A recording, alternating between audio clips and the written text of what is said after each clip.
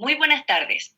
A nombre de la Biblioteca Fernand de Montesquieu de Valois del Departamento de Geofísica de la Universidad de Chile, el Centro de Ciencia del Clima y la Resiliencia, CR2, el programa Explora, PAR Explora Región Metropolitana Sur Poniente, el programa Ciencia Abierta y Colaborativa y la Biblioteca Central de la Facultad de Ciencias Físicas y Matemáticas de la Universidad de Chile. Saludamos a todos y todas quienes nos acompañan en el segundo capítulo de un nuevo ciclo de conversaciones sobre la Tierra. Estamos muy felices de reencontrarnos en esta nueva entrega para divulgar el quehacer de la geofísica de manera virtual y también, en lo posible, inclusiva. Para ello contamos con la colaboración del intérprete en lengua de señas Meliton Bustinza, a quien agradecemos por su valiosa ayuda esta tarde. Nuestro invitado de hoy es el académico del Departamento de Geofísica de la Universidad de Chile e investigador del Centro de Ciencia del Clima y la Resiliencia CR2, Roberto Rondanelli. ¿Cómo estás, Roberto? Muchas gracias por acompañarnos esta tarde, todavía invernal. Sí, hola Daniela, buenas tardes, hola Melitón, muchas gracias por la invitación. No, súper bien aquí, encerrado en cuarentena como mucha gente todavía, a pesar de que se están dando las facilidades para salir a la calle, pero más bien manteniéndose en la casa y eso, esperando que llueva, con mucho trabajo, muchas clases, mucha investigación y muchos niños también y muchas cosas de la casa, cocinando y haciendo otras cosas. Todo muy dinámico. Sí, todo súper dinámico, exacto. Igual que la atmósfera. Igual que la atmósfera, exactamente. Y a propósito de esto, quisiera aprovechar de pedirte que nos introduzcas en el tema del que vamos a hablar esta tarde, porque la atmósfera es súper dinámica, ¿verdad, Roberto? Sí, bueno, yo me dedico a la meteorología, que es la ciencia que estudia la atmósfera, así se llama la meteorología, a pesar de que comúnmente la meteorología se entiende como la ciencia que pronostica el tiempo. Esta es una parte pequeña de la meteorología. La meteorología involucra tratar de entender o comprender el funcionamiento de la atmósfera como su totalidad, ¿cierto? Y la atmósfera es dinámica. ¿Y qué quiere decir que la atmósfera sea dinámica? Bueno, a mí me gusta mucho esta película, que es una pequeña animación de la Tierra, y la verdad es que lo que muestra acá es cómo se ve la Tierra durante un periodo de unos 12 a 13 días. ¿Ya? Y ustedes pueden ver que hay una serie de movimientos en la atmósfera que quedan de manifiesto por el movimiento del agua en la atmósfera. Estas plumas de aire que se ve como blanco son el agua de la atmósfera, y uno desde el satélite puede identificar esa agua y seguir los movimientos como si fuera, no sé, yo me imagino una taza de café con crema, o quizá ustedes se imaginan otra cosa a esta hora de la tarde, no sé, alguna otra preparación, pero la Tierra está constantemente, la atmósfera terrestre está constantemente en movimiento y está revolviendo esta agua por todas partes. Y si ustedes se fijan, hay remolinos, ¿ya? Y los remolinos son remolinos grandes, pero también remolinos pequeños y huracanes, etcétera. Una serie de remolinos, y cuando uno se va metiendo en un zoom, va encontrando más remolinos. Entonces, si uno quisiera explicar un poco a qué se dedica un meteorólogo, es a entender por qué y cómo se mueven estos remolinos, cómo es que la atmósfera es dinámica. Y una primera explicación, así como muy sencilla, es que la atmósfera se mueve porque la calienta el Sol, porque el Sol calienta la Tierra calienta la atmósfera, y en ese calentamiento ocurren diferencias de presión, decimos nosotros, pero en realidad son diferencias de densidad. El aire se vuelve más liviano en ciertos lugares, se vuelve más pesado en otros lugares, y eso genera esas diferencias de densidad que hacen que el aire se mueva. Y un segundo elemento que hace que la atmósfera sea dinámica y que es muy, muy importante es la rotación de la Tierra. Si la Tierra no rotara, las cosas no serían tan... las cosas no girarían tanto. ¿Ya? El giro que nosotros vemos de los huracanes y de estos ciclones grandes que se llaman los ciclones extratropicales se debe en parte o en buena parte a la rotación terrestre también. Esa es como un poco eh, la explicación de qué hay detrás de la dinámica de la atmósfera así, a muy, muy, muy grandes rasgos. Hay que ser bien valiente entonces para meterse en la meteorología. No sé si valentía, porque en realidad a mí al menos me fascina ver esta película y yo me podría quedar mirando estas cosas durante muchos días. Digo, no yo durante muchos días mirando la película, sino que mirando una de muchos días. Si ustedes ven, por ejemplo, se ve como palpita el Amazonas, ¿ya? Y eso es porque todos los días aparecen esas nubes que aparecen durante la tarde y en la noche se van. Si alguien ha estado alguna vez en un clima tropical, sabe que, por ejemplo, en estas latitudes siempre llueve a la misma hora, por ejemplo. Y nosotros que estamos en una parte en donde, si nos enfocamos, por ejemplo, en el norte de Chile, no vemos esas nubes llegar nunca. Prácticamente nunca llueve en esas latitudes. Entonces, el clima de la Tierra es muy rico en distintas características, distintas formas de enfrentar esta dinámica. El océano interactúa también con la atmósfera y entrega el agua, que la atmósfera redistribuye en estos ciclos de movimiento y hace de todo esto muy, muy entretenido. Hay muchas cosas que no sabemos y que no tienen que ver necesariamente con el pronóstico del tiempo. Bueno, estamos conversando con el académico del Departamento de Geofísica e investigador del Centro de Ciencia del Clima y la Resiliencia CR2, Roberto Rondanelli, a quien le queremos preguntar, a propósito de la valentía o del dinamismo, ¿cómo llegaste a la meteorología? Y también, ¿quién es tu héroe científico y por qué? Bueno, no sé, yo aquí tenía otro video también para mostrarles, estos son como cosas más de pronóstico, de cómo la atmósfera se va moviendo, pero como yo llegué a la meteorología, según yo, simplemente la inquietud de un niño que mira las nubes nomás y que ve lo que está pasando afuera, en el patio, cuando llueve, y preguntarse por qué llovía o por qué las nubes iban en una dirección, hacia dónde iban, cómo saber cuándo va a llover, cómo saber cuándo va a estar despejado, cuándo va a helar, no sé. Yo me imagino que la vocación científica en los niños y las niñas se forma también a partir de las cosas que ellos experimentan. Y la atmósfera está presente, ojalá, para todos. O sea, siempre uno puede salir al patio o a la calle o mirar por la ventana y tratar de entender lo que está pasando y ver y hacerse una idea y contemplar la atmósfera. Para mí ese proceso como de contemplación es muy importante. Pero también quisiera decir que también tuve profesores y profesoras, ¿ya? Y entre ellas tengo una profesora que me acuerdo mucho, la señorita Juana, de quinto básico, mi profesora jefe, que me hizo disertar sobre la sequía. Me hizo hacer una presentación en quinto básico sobre el desierto y el clima del desierto. Y la sequía, me acuerdo. Y me llamó la atención porque en realidad a nadie más le pidió esa presentación y me da la impresión de que era porque vio que yo era curioso en ese tema y entonces quiso que yo investigara más y me hizo disertar sobre eso. Y yo creo que de ahí en adelante nunca más dejé de investigar o de estar pendiente de la meteorología. Tenías tu cuaderno, ¿verdad? Yo tenía un cuaderno con observaciones en que escribía las observaciones de la tele, miraba la máxima y la mínima y la iba registrando, y también tenía algunas observaciones propias. Y me acuerdo también haber juntado plata durante mucho tiempo para comprarme un termómetro de máxima y mínima, ya que es un instrumento que me acuerdo que estaba en la vidriera de una óptica en el centro de Santiago.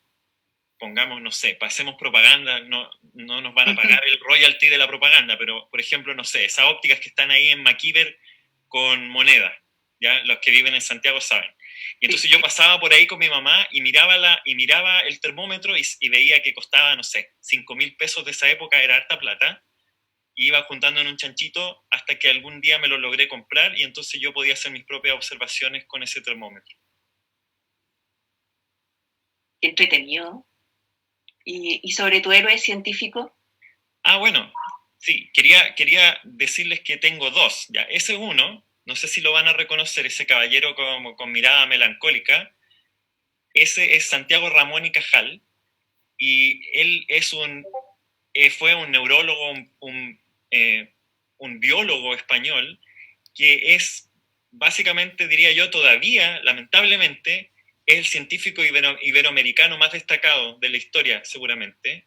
Y la razón es que él descubrió ni más ni menos cómo funciona la sinapsis en el cerebro, es decir, cómo funciona la neurotransmisión.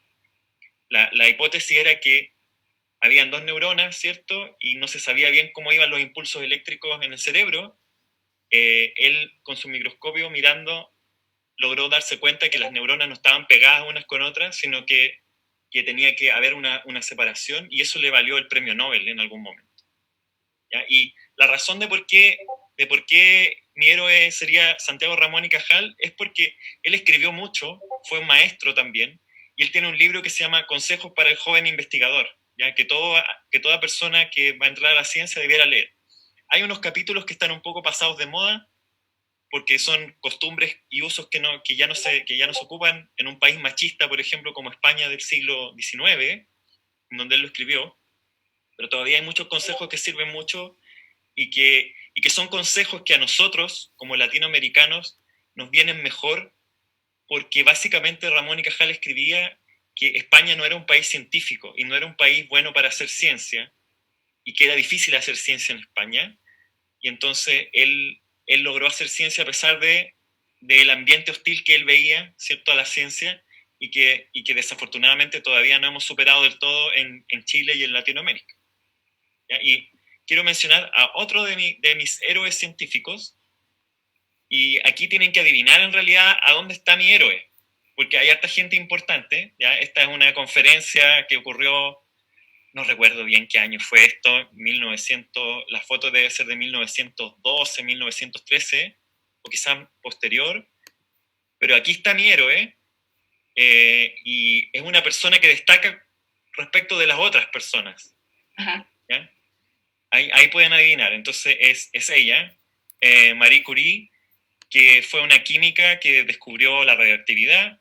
Ella y su esposo, los dos trabajando juntos al principio, pero después ella quedó viuda y ganó no una, sino que dos veces el premio Nobel.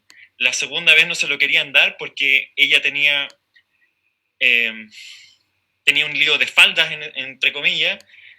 Ella había sido o estaba siendo amante de un hombre casado, que era Langevin, que era otro científico, y entonces era un escándalo en Francia y no le querían dar el premio Nobel la segunda vez. La primera vez se lo dieron a ella y a Pierre Curie, pero no la dejaron subir al escenario porque era mujer. ¿Ya? A pesar de que le habían dado el premio Nobel, solo subió su esposo, y la segunda vez no se lo querían dar porque era el amante de este hombre casado que era otro científico, pero finalmente sí lo recibió, y entonces la única persona, una de las pocas personas, creo que es la única que ha recibido dos premios Nobel en una ocasión. Y también es mi héroe o mi heroína, porque muestra también la dificultad en este caso, la mujer, ¿cierto?, de ser científica, y no solo de ser científica, de hacer grandes descubrimientos, sino que una vez habiendo hecho todo eso, ser reconocida por eso. O sea, que los demás aceptaran que ella había sido, y no su marido, la que había descubierto la radioactividad. Bueno, y a propósito de los aportes científicos, ¿qué avances o descubrimientos piensas que son gravitantes para la meteorología como disciplina? Sí, bueno, yo quisiera mencionar uno, y ya que he dicho tanto que el pronóstico del tiempo en realidad no es la única cosa a la que se dedican los meteorólogos ni los científicos atmosféricos, aquí me quiero contradecir un poco. ¿Ya? Uh-huh. Este es el principal hito de la meteorología, es justamente el pronóstico del tiempo. ¿Ya? O sea, uno lo da prácticamente ahora por descontado, porque uno mira el celular y uno dice ya, uno ve la temperatura y ve incluso los días siguientes, ¿cierto? Y ve todos los días más o menos con bastante precisión. Eso es algo que uno ya lo da por descontado, pero que hace 100 años era completamente imposible de saber. Y eso significaba no solamente que uno no sabía qué ponerse al otro día, sino que en partes donde ocurren, por ejemplo, podía ser que llegara un huracán completamente de improviso, ¿sí? De improviso. Entonces, el pronóstico del tiempo es un avance científico y tecnológico de la humanidad que ha permitido salvar vidas, ¿ya? Y aquí están algunos de los que lo hicieron posible. Estos son los meteorólogos que lo hicieron posible, y ahí está el más famoso de todos, ese caballero de ahí, que se llama Jules Charny. Y Jules Charny era un meteorólogo dinámico, ¿ya? Es decir, era un teórico de la meteorología. Él escribía ecuaciones y a eso se dedicaba. Él se juntó con otros matemáticos y otros meteorólogos y meteorólogas, y ellos programaron en un computador la primera solución de pronóstico numérico del tiempo. Entonces, esta es una discusión que uno tiene de repente, por ejemplo, con los economistas o con otras ciencias o con los sismólogos incluso, que no tienen un pronóstico de las cosas que van a pasar, ¿sí? Nosotros podemos pronosticar la atmósfera y el tiempo porque es un sistema que admite esos pronósticos, es como la física lo permite, ¿ya? Y eso es algo que se conquistó durante el siglo XX.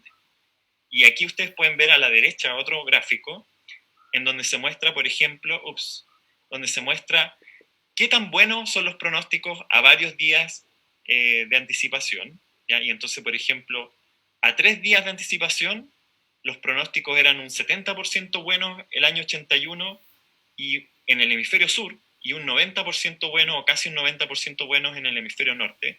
Y eso ha ido aumentando su exactitud con el tiempo para llegar al año 2012, por ejemplo, a un 95% de exactitud, a 3 días de pronóstico. ¿Ya? Y eso es una gran cosa. Si uno va a 5 días, o a 7 días, o a 10 días, va disminuyendo, obviamente, la correlación y la exactitud del pronóstico, y eso no tiene que ver ya con la física, o sí tiene que ver con la física, pero de otra manera. En este caso, el sistema físico ahora ya no es pronosticable porque se vuelve caótico. A medida que van pasando días, la atmósfera va perdiendo la capacidad de ser predecible, a pesar de que con toda la tecnología que tenemos no podemos predecir, por ejemplo, cómo van a estar las fondas el 18. Lo que sí vamos a saber es que no van a haber fondas, pero no podemos saber si va a llover o no, ¿ya? Eso, pero sí, por ejemplo, podemos saber con mucha precisión, y esto es algo que mis hijas no lo creen, ni mis hijos no lo creen, cómo va a estar el tiempo mañana, por ejemplo. Si uno escucha el pronóstico, ellos dicen, no, pero si los meteorólogos siempre se equivocan.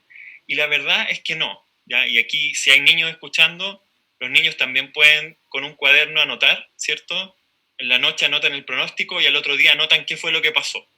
Y comprueban que en realidad el pronóstico es bien preciso, el pronóstico meteorológico, y con muy poco error.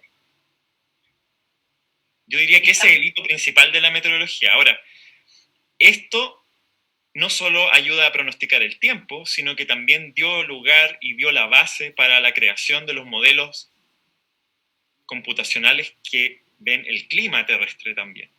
Es decir, que son capaces de anticiparse lo que va a pasar en el futuro.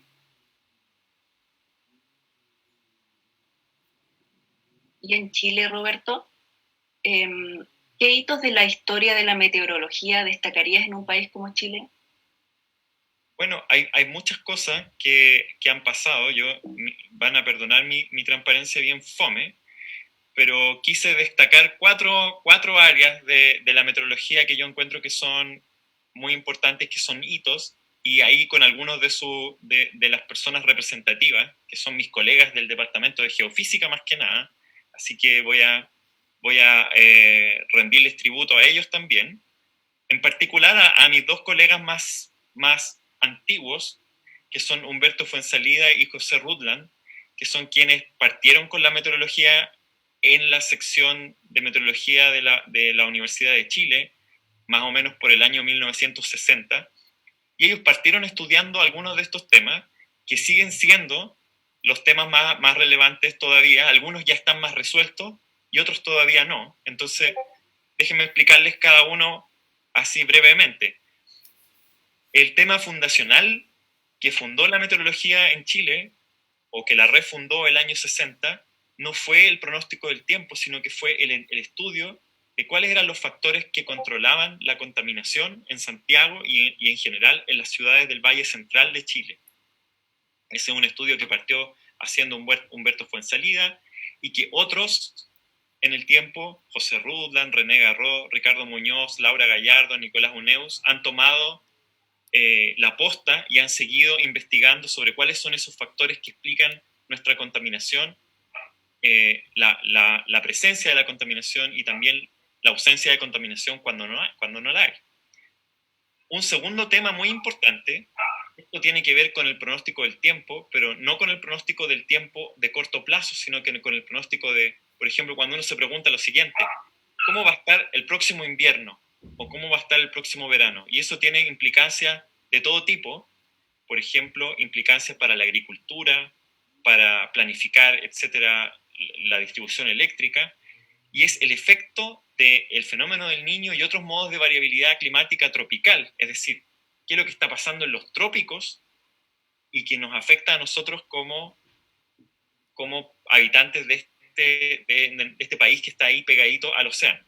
¿Ya? Y ahí eso también fue algo que partió haciendo José Rudlan y Humberto Fuenzalida en los años 80 y 90, Patricio Aceituno también, y hemos continuado haciéndolo durante estos últimos años. Temas nuevos que son importantes también y que son hitos son los efectos, por ejemplo, del cambio climático en la precipitación y en la disponibilidad de recursos hídricos. Y esto es un tema muy, muy fundamental porque para nosotros como país esto es crítico. Nosotros somos un país muy vulnerable al cambio climático y nuestra principal vulnerabilidad tiene que ver con que en un escenario de cambio climático la zona central y sur de Chile tienen una disminución importante y significativa de la lluvia y de la nieve. Y eso se traduce en que tenemos menos agua disponible también para el consumo humano y para las actividades de todo tipo. Y en esa investigación también ahí hay muchos colegas que han participado.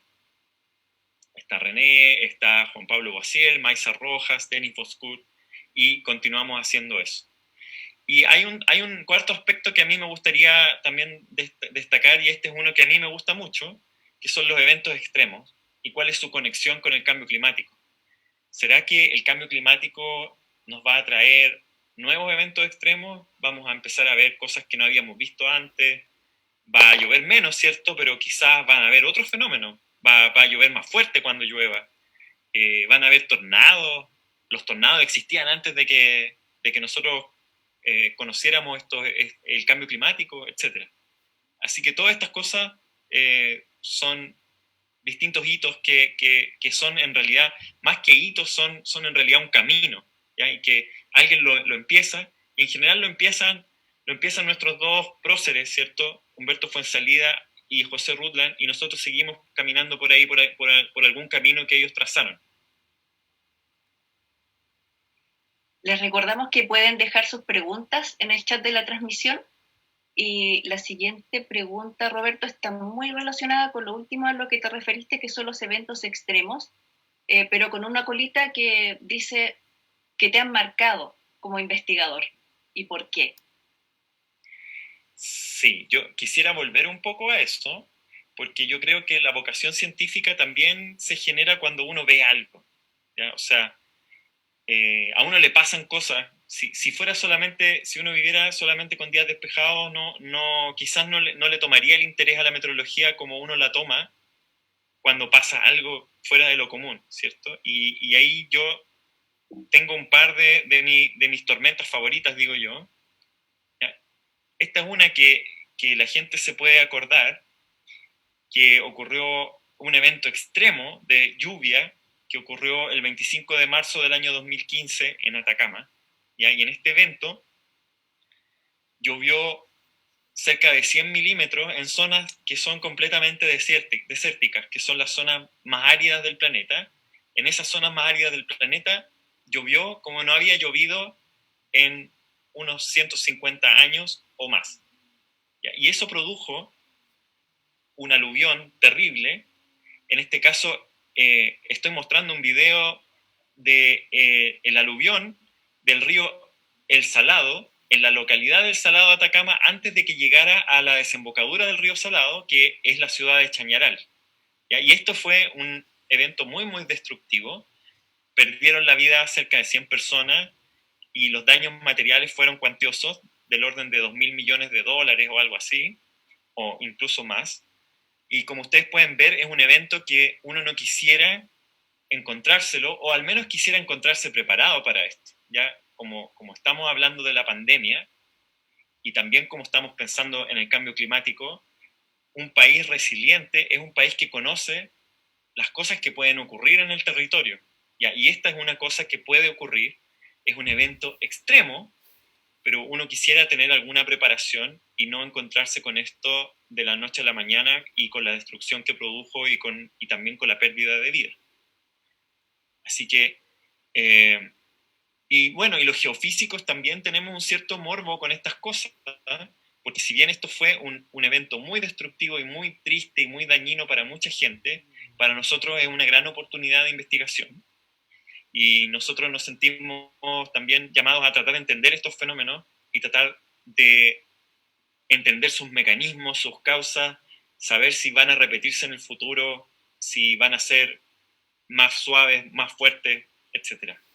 Ese es uno, ¿ya? Y tengo otro favorito también, que este es un favorito más o menos nuevo, que son los tornados que ocurrieron en mayo del 2015, a fines de mayo del 2015, en la ciudad de Los Ángeles y Concepción Talcahuano, en el Biobío.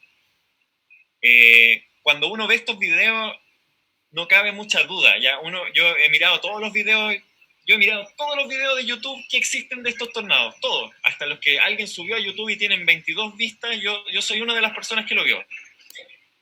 Y en toda la gente dice, oye, un remolino, y se demoran como 5 segundos y dicen, es un tornado. Y lanzan algún garabato, ¿cierto? La gente reconoce que esto es un evento extremo y la gente también fue capaz de darse cuenta que era un tornado. Pero lo que no nos dimos cuenta fueron los científicos ni las autoridades, porque es como si mucha gente vino a despertar a la conciencia, ¿cierto?, de que estos tornados podían ocurrir sin que tuviera ningún aviso, ¿cierto? No hubo, en este caso no hubo ningún pronóstico, no hubo ninguna alerta, simplemente ocurrieron, así como si hubiera sido hace 100 años que nos hubiera agarrado un huracán. Así nos agarró el año pasado estos tornados sin ninguna prevención. Y eso es algo que para nosotros como científicos atmosféricos nos hace reflexionar, ¿cierto? Y nos obliga a estudiarlos. Y eso es lo que hemos estado haciendo. Entonces, somos un grupo grande ya de investigadores que hemos estado mirando cómo funcionan estos tornados y tratar de entender cómo podrían ocurrir de nuevo, cuáles son las condiciones que se dan para que ocurran. ¿Será que el cambio climático los está haciendo más frecuentes? ¿Será que esto es simplemente que ahora los podemos observar más, ¿no? Y que cuando ocurrían antes, cuando no había celular, lo veían algunas personas, los otros no le creían, pero no, mira, si era como un remolino, qué sé yo, y quedaban ahí los testimonios y no se podían no se podían contrastar, ¿cierto? Ahora en la era digital es indesmentible que eso era un tornado porque uno lo pudo grabar con su celular. ¿Será que eso es que ahora nosotros lo estamos viendo más y que siempre ocurrieron antes? Todas esas preguntas nos hacemos. Esto me recuerda a un conversatorio que hubo hace algunas semanas con René Garreau, en que tú le explicabas cómo se configuraba un tornado y quisiera saber, cuando ves estos videos, ¿tú te fijas en detalles así, como en la forma, qué hay dentro, dónde está el aire más pesado, más liviano? Claro, por ejemplo, si tú ves ese video, uno se puede dar cuenta de la rotación no del tornado, sino que de la rotación de la nube que es como la nodriza del tornado, y esa nube rota de una cierta forma, rota en sentido ciclónico. ¿Ya? Eso es lo que se conoce como el mesociclón, y esa es la nube de pared. Y hay otra cosa más que también, ojo, que estos tornados no tienen nada que envidiarle a los tornados de Estados Unidos, de hecho. Ahí, por ejemplo, uno ve un pedazo de aire claro. Ese pedazo de aire claro también tiene nombre y todo, y está completamente descrito en la literatura, y por ahí entra el aire que desciende de la nube y que se va a meter al tornado después y que el tornado va a hacer girar. Así que sí, uno puede ver un montón de cosas aquí en los videos. interesante. Bueno, a las personas que nos están viendo, les recuerdo que estamos haciendo un nuevo ciclo de conversaciones sobre la Tierra. En este capítulo estamos con el profesor Roberto Rondanelli.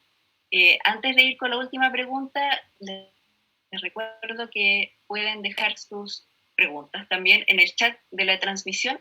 Y Roberto, así como la atmósfera es dinámica, también te has caracterizado por ser un investigador bastante dinámico. Te has metido en varios temas diferentes. Entonces te quiero preguntar sobre lo que viene para ti como investigador y lo que viene para las futuras generaciones de geofísicos en torno a los temas que va a ser interesante investigar o que todavía no tienen respuesta. Sí, bueno, yo quisiera decir que hay un montón de cosas que verdad no tenemos respuesta, ¿ya? Y esto es algo que en general en la discusión pública, cuando aparece un experto, al experto lo llaman para que diga algo que sabe, ¿cierto? Pero cuando el experto dice que no sabe algo, como que todos empiezan a sospechar, ¿y este realmente será un experto o nos estará cuenteando? Y la verdad es que los científicos sabemos harto menos de lo que uno quisiera reconocer en público, ¿ya? Y entonces nosotros tenemos estos tornados, por ejemplo, y sabemos algunas cosas, pero se nos abre así como el abanico ahora de preguntas grandes respecto de las tormentas severas, se llaman, en Chile, ¿sí? ¿Cuándo ocurren? ¿Por qué? ¿Ocurren con granizo siempre? ¿O por qué se forma el granizo? ¿Por qué ocurren en mayo? Hay un montón de eventos históricos hacia atrás, partiendo en el año 1633, que ocurrieron todos en mayo. ¿Qué tiene mayo de especial que ocurren tornados en mayo? En fin. Pero hay un tema que yo encuentro que es súper importante y que es algo que no hemos hecho todavía, que todavía no hemos hecho nada de esto, que es atribuir los eventos extremos al cambio climático. Es decir, supongamos que tenemos un mega incendio, como fueron los que ocurrieron en el año 2017 en la zona central y sur de Chile. ¿Qué tanto le podemos echar la culpa, entre comillas, al cambio climático respecto de ese evento y qué tanto de ese evento habría sido completamente natural? Es decir, hubiera ocurrido igual, sin cambio climático. ¿Será que el cambio climático y este efecto que tiene en la temperatura y también en la disminución de la precipitación está haciendo más factibles, por ejemplo, los incendios como los incendios del año 2017? ¿Y en qué cantidad? Esas cosas no sabemos. Otras cosas que no sabemos también, que tienen que ver con la atribución, es justamente las tormentas como la tormenta de Atacama van a ocurrir o ocurren por efecto del cambio climático de manera más frecuente o no. Todas esas cosas no tenemos idea y ahí hay un montón de física detrás, modelos, computación, teoría, observaciones, que son todos los pilares de nuestra ciencia, ¿cierto? De ir a terreno a tomar datos, pero también pensar, escribir ecuaciones en la pizarra, también programar modelos computacionales. Todas esas cosas son las que hacen los meteorólogos, los geofísicos en general. Y otra cosa que a mí me importa mucho, que tiene que ver con la tormenta de Atacama, justamente, es qué es lo que hacen los trópicos, que de repente nos llegan estas ondas, ¿ya? Que producen calamidades, por ejemplo, o eventos extremos. Y entonces aquí hay un evento que ocurrió el año 2015, que es este evento de Atacama, en donde hubo un calentamiento de la atmósfera acá en esta zona tropical que está arriba de Nueva Zelanda. Entonces se calentó acá, se produjo una onda que viajó durante varios días por el océano, y esa onda finalmente fue la que terminó por producir esa baja presión que fue la que produjo la tormenta en Atacama. Y de Yapa también fue la máxima temperatura que se registra en la Antártica continental el mismo día que fue la tormenta de Atacama, ¿ya? Y entonces en algún momento logramos conectar estas dos cosas como parte de una misma señal tropical, como esta influencia tropical sobre el clima de Chile. Esas son las cosas que a mí todavía me siguen dando vuelta y creo que todavía tenemos muchas cosas más que hacer en estos temas para el futuro. Estamos conversando con el académico del Departamento de Geofísica e investigador del Centro de Ciencia del Clima y la Resiliencia, CR2, Roberto Rondanelli, sobre la atmósfera dinámica. Y ahora vamos a recoger las preguntas del público que está participando en esta actividad por Facebook Live. Hay una que hace Javiera Bruna. Ella pregunta, ¿cómo puede el área de la geología integrarse a la geofísica presente y del futuro? Quiero decir, el estudio geológico, paleoclimático, ¿cómo lo enlazamos con los estudios del presente y del futuro? Es muy interesante esa pregunta, porque, de nuevo, para tratar de aterrizarlo, por ejemplo, a la tormenta de Atacama, cuando ocurre la tormenta de Atacama, ocurre un aluvión, y ese aluvión transporta mucho material a la desembocadura del río Chañaral, ese material se deposita en la playa, y entonces van los geólogos y miran qué es lo que hay en esa playa, y pueden ver las inundaciones o los aluviones del pasado. Y nos pueden contar a nosotros los meteorólogos, ¿saben qué? Este aluvión es el más grande que ha ocurrido en los últimos 1000 años, por ejemplo. Solamente tenemos un registro de una depositación de material, ¿cierto? Si uno piensa cuánto material arrastró el aluvión, si eso es proporcional de alguna forma al impacto y a la severidad que tuvo esa tormenta, entonces uno puede tratar de ver si en el pasado había alguna parecida. Y si no había, bueno, sabemos que entonces estas condiciones son extremas y nos ayuda a reforzar el hecho de que quizás tienen que ver, por ejemplo, con el cambio climático que ha ocurrido en los últimos 150 años.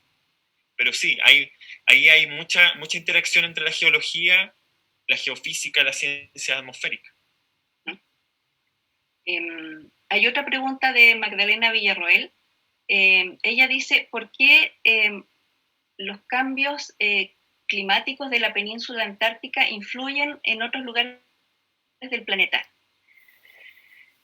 Ya, esa es una muy buena pregunta también. Así como nosotros veíamos que aquí hay un efecto climático que ocurre en los trópicos que influencia de manera similar a la Antártica y a Atacama, lo que pasa en la Antártica tiene mucha influencia con respecto al resto del planeta, y eso tiene que ver primero con la masa de la Antártica. La Antártica es una masa de hielo muy grande, es tan grande que si se derritiera completa, el nivel del mar en el planeta subiría como 120 metros. Y entonces desaparecerían, por ejemplo, varias ciudades costeras de Chile. ¿Ya? Eso no me lo tomen literal, no se supone que vaya a ocurrir en nuestro periodo de vida, pero depende un poco de nosotros que eso no ocurra, porque el cambio climático podría ser irreversible de no tomar acciones durante este siglo, y no sabemos suficiente ahora de la glaciología o de la dinámica de la Antártica como para estar seguros que los cambios que nosotros no hagamos en la atmósfera, los cambios climáticos, las emisiones de gases de efecto invernadero, etcétera, no vaya a ser cosa que sea una pendiente resbaladiza, como le dicen, en que es un cambio que no se puede detener, y que estemos destinados a tomar ese cambio y, por ejemplo, a que se derrita toda la Antártica.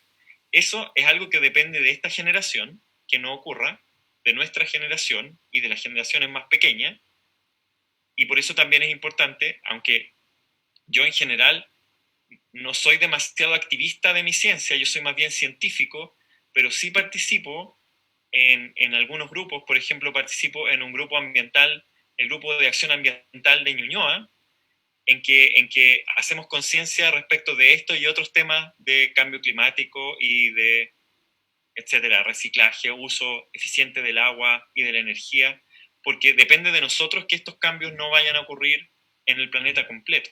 ¿Ya? Y una vez que ocurre un cambio en la Antártica, además, ese cambio en la Antártica se propaga a todo el planeta a través de estos mismos mecanismos de ondas, por ejemplo. Francisca Muñoz Bravo pregunta a propósito de la participación ciudadana. ¿Por qué hay más contaminación en invierno que en verano? La participación ciudadana quise decir como cómo evitar que fenómenos como la contaminación afecten nuestra vida cotidiana.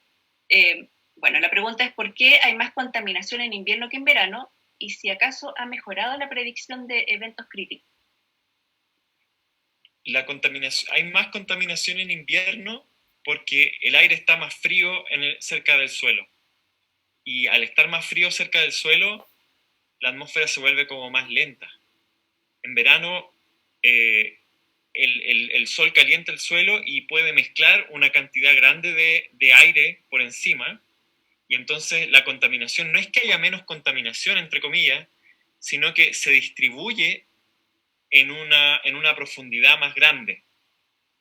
¿Sí? La misma contaminación, la actividad no cambia mucho entre invierno y verano en Santiago, por ejemplo, o en otras ciudades. En el sur es otro el tema. Todas las ciudades del sur, desde probablemente Concepción hacia el sur, usan mucho la leña como calefacción. Y el uso de la leña es mayoritariamente en invierno, donde las condiciones de ventilación, o sea, las condiciones atmosféricas son peores, así que también la contaminación se hace peor. Y bueno, el cambio para producir menos contaminación es un cambio cultural también que hay que hacer, porque la gente está muy relacionada, la cultura del sur está relacionada con estar alrededor de una estufa a leña. La cocina, la calefacción, todo gira en torno a la cocina a leña, y eso es lo que produce la contaminación en invierno. A propósito de la contaminación, también la pregunta inevitable. La pandemia supuestamente ha disminuido la contaminación producto de la menor circulación de automóviles. ¿Eso es correcto? Sí, hay evidencia de que durante la pandemia y debido a las cuarentenas hemos tenido una disminución de la contaminación. No solo disminución de la contaminación, también ha habido una disminución de las emisiones de gases de efecto invernadero.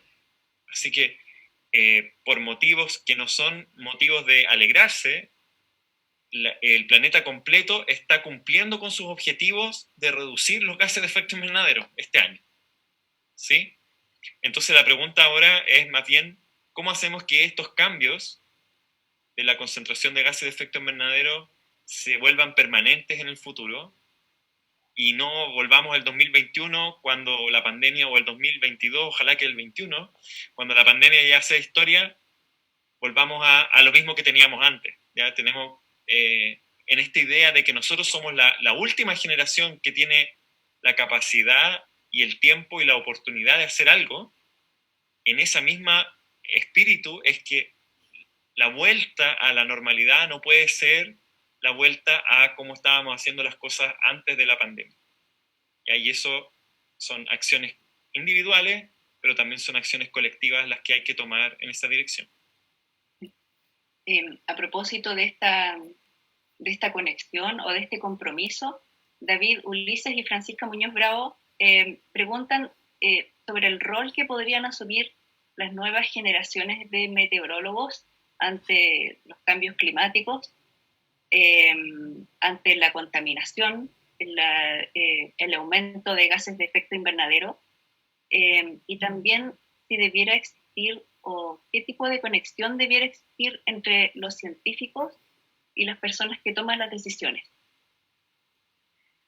Ya, yo creo que el rol de los meteorólogos y meteorólogas del futuro que se formen en la universidad y en la dirección meteorológica también están estudiando meteorología muchas personas, es ser los mejores científicos que puedan, ¿ya? Y ser lo mejor en su ciencia, tratar de aprender lo más posible, conocer las herramientas que se ocupan, empujar, ¿cierto?, esta frontera del conocimiento lo más que puedan, y eso es la tarea que les toca a ellos, que es la tarea que le toca a los científicos en general en todas las áreas.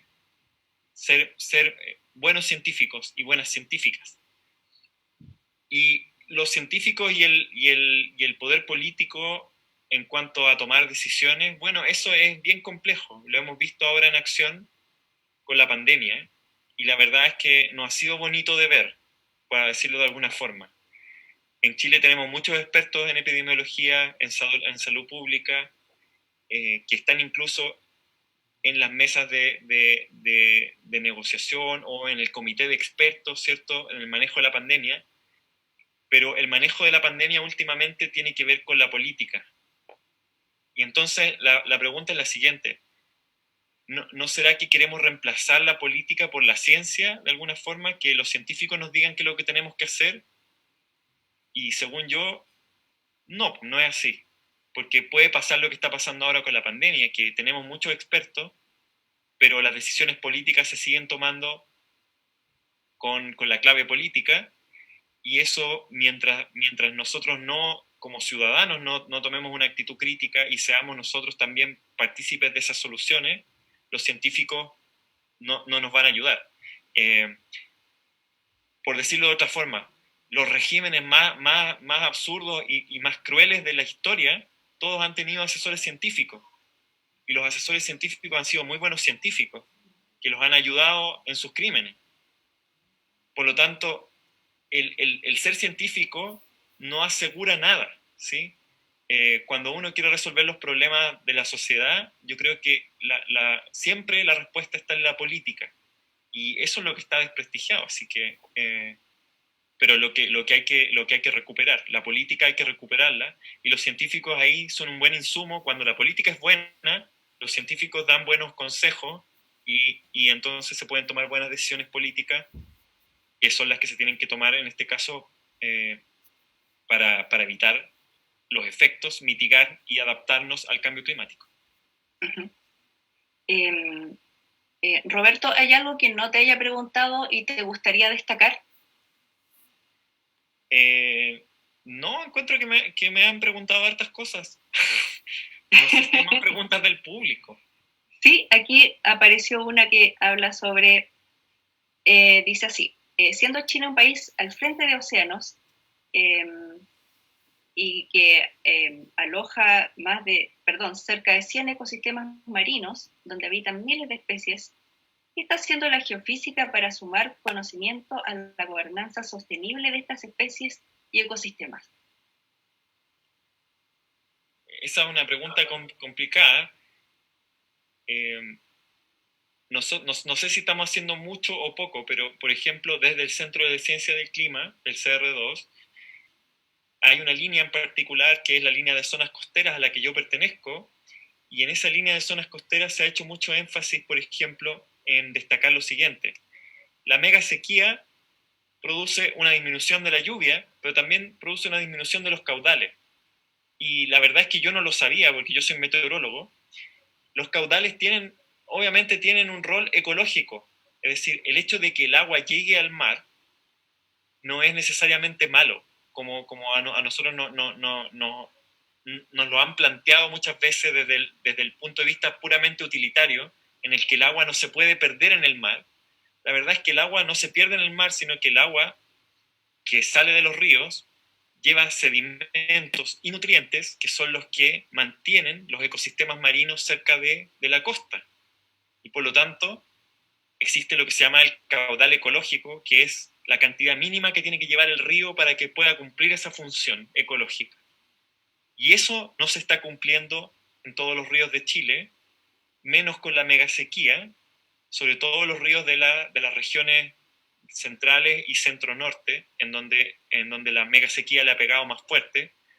Y en ese conocimiento es conocimiento en el que nosotros hemos estado trabajando de manera indirecta y directa, algunos más y otros menos, en tratar de relevar ese aspecto del funcionamiento interconectado, ¿cierto?, de estos sistemas, del sistema atmosférico con el sistema hidrológico, con el sistema costero también marino. Y hay otro tema más, que es, por ejemplo, el tema de las floraciones algales nocivas, que también va a ser un tema del CR2 ahora partiendo desde este segundo semestre en adelante, que se va a empezar a investigar estas floraciones algales nocivas, que para que la gente las entienda, son la famosa marea roja, ¿ya? Y otro tipo de fenómenos que son biológicos también, pero que tienen ciertos factores físicos que los determinan.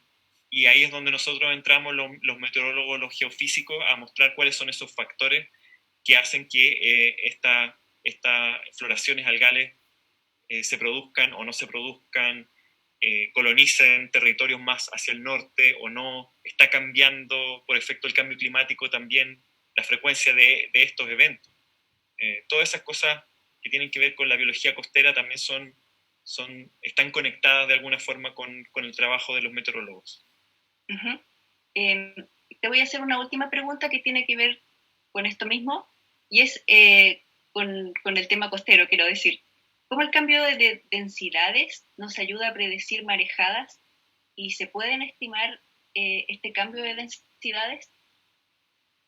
Los cambios de densidades en la atmósfera, bueno, está la profesora Catalina Aguirre, que ella es experta en marejadas, ¿ya? Y las marejadas, yo no sé mucho, pero tienen varias causas, pero sí se pueden pronosticar, ¿ya? Y una de las causas de las marejadas es justamente tormentas que ocurren en el océano remoto. Pueden ser incluso tormentas que ocurren en el hemisferio norte, ¿ya? En zonas donde nosotros no creeríamos que tienen impacto sobre la costa chilena, pero tormentas que ocurren en el hemisferio norte, que sean muy intensas, pueden producir marejadas en Chile. Y si entiendo bien las diferencias de densidades, bueno, para mí todos son diferencias de densidades, puede ser eso también, pueden ser estas tormentas atmosféricas que producen marejadas y sí se pueden pronosticar. Uh-huh. ¿Te puedo hacer una pregunta de Yapa? Sí, Daniela, sí. A ver, tengo varias preguntas, pero déjame escoger alguna y pido disculpas a las personas que hicieron preguntas y que no las voy a alcanzar a leer. A ver, así como alguien preguntó hace un ratito por la Antártida. La pregunta es, ¿los eventos ambientales que se originan en el Caribe o en la zona ecuatorial afectan nuestro clima? De todas maneras, sí. Esa es la diapositiva que dejé puesta. Bueno, el mar Caribe está acá, ¿cierto? Si es que uno fuera así estricto con la pregunta, el Caribe, sí, no conozco ningún estudio que haya relacionado algún evento en el Caribe con algo que haya pasado en Chile. Pero si nos vamos más a la zona ecuatorial, en general, estamos cada vez más convencidos de que nosotros tenemos un fuerte control tropical de nuestro clima. Es decir, cosas que pasan acá son súper importantes para lo que a nosotros nos pasa. Y bueno, hay varias derivadas ahí. Una es que, por ejemplo, no siempre observamos muy bien esta zona del planeta. Ya esta es la zona menos densa del planeta. El océano austral es donde menos pasan barcos, donde menos pasan aviones, ¿cierto? Así que tenemos pocas observaciones y lamentablemente eso nos da un poco de desventaja respecto del hemisferio norte, en donde pasan muchos aviones en forma general, barcos, etcétera, tienen más presupuesto también para observar. Así que pensando en el futuro, quizás en algún momento nosotros debiéramos también llenar el océano con observaciones atmosféricas, el océano que es el que nos afecta a nosotros, y pensar también en que eso podría ser un desarrollo de nuestra ciencia para el futuro. Uh-huh. Bien, estamos finalizando este conversatorio organizado por la Biblioteca Fernand de Montesquieu de Vallaux del Departamento de Geofísica de la Universidad de Chile, el Centro de Ciencia del Clima y la Resiliencia CR2, el programa Explora, PAR Explora Región Metropolitana Sur Poniente, el programa Ciencia Abierta y Colaborativa y la Biblioteca Central de la Facultad de Ciencias Físicas y Matemáticas. Sin duda ha sido una conversación muy entretenida la que hemos tenido con el profesor Roberto Rondanelli y le agradecemos por su tiempo y por la claridad de sus respuestas. Muchas gracias, Roberto. No, gracias a ti, Daniela, y gracias a todos los que organizaron. Y muchas gracias, por supuesto, a Meliton, porque ha hecho un gran trabajo ayudando a traducir con la interpretación de lenguas de señas. Así que, Meliton, dedito para arriba. Bueno, y muchas gracias a todos y todas quienes nos han seguido en esta transmisión. Voy a ver la manera de que el profesor nos ayude. Te comprometo, Roberto, con 2 preguntas que quedaron sin responder para que las podamos responder por interno a las personas que quedaron que por razones de tiempo no hemos podido responderles, les invitamos también a evaluar este conversatorio en un enlace que aparece en la sección de comentarios, en el chat donde estamos transmitiendo este conversatorio, y esperamos reencontrarnos en unas semanas más en una nueva entrega de conversaciones sobre la Tierra. Hasta entonces, y cuídense mucho todos. Chao Roberto, chao Melito. Hasta Chao, pronto. chao. Muchas gracias.